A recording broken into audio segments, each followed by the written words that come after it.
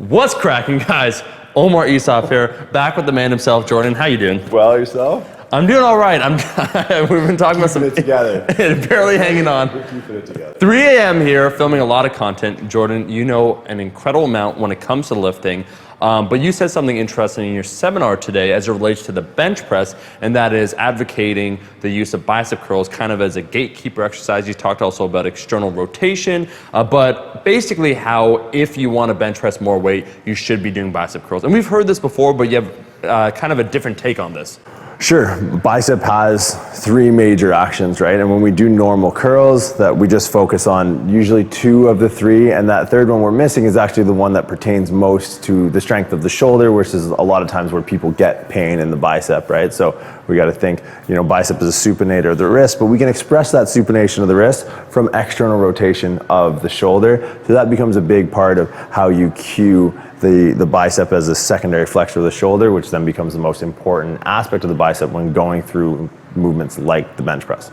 Yeah, okay, well, let's get right into this, how you're gonna use the bicep curl as it relates to the bench press. Sounds good. So most people don't see much of a benefit for training biceps to build a bigger bench press, but we gotta think that the bicep is more than just a common elbow flexor and supinator to the wrist. It has a tertiary action of flexion of the shoulder. So when we're going through that bench press range of motion, we're loading as much shoulder flexion as we can. So that long-headed bicep tendon is gonna help as a secondary flexor of the shoulder, sort of keep our shoulders healthy when we go through a pressing movement.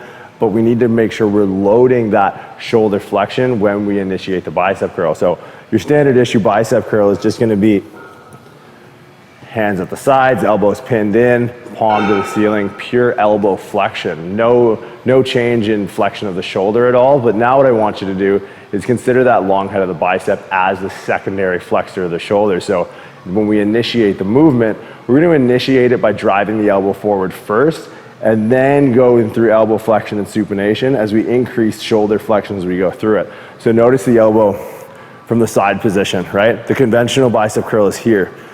So that elbow tells us what our shoulder's doing. So that elbow is in the same spot the entire time. Now, from this position, the correction would be making sure that elbow comes forward.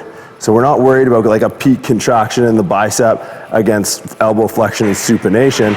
We're just worried about loading that bicep in a shoulder flex position. So we're gonna get to about here before gravity stops having an effect on the dumbbell as we curl. Leave that elbow out, and then back to the neutral position. So just adding that extra element to your bicep curl can make a big difference to shoulder health and strength when it comes to the bench press. Well, guys, that is the video. That is all the time we have. Give this a try. Give this technique when it comes to the bicep curl a try. Report in the comment section below if you notice any differences. Any closing words, Jordan, you want to say about this? No, I mean, it's just think about the intent of the exercise, right? Like even with something seemingly as trivial as bicep work, especially in powerlifting, circles, they kind of look at the bicep as a flashing muscle group. But if you understand the function, the long head's a humeral head depressor, its ability to act as a secondary flexor, especially those who maybe go with a wider grip, try and maximize their leverage, they're gonna wanna call on that bicep tendon to make sure we can flex the shoulder as best we can under a heavy load as we can. Dude, nailed it. Make sure, guys, if you like this video, to like the damn video. And also, more importantly, you're putting out content now. You're doing it at least 1 time per week. That's right. I think you should do it twice per week. But check out his channel. Link is in the description. I highly recommend you subscribe to it. Again, if you like this video, like the damn video. And we'll be seeing all you guys, my rascals, in that next video. Peace.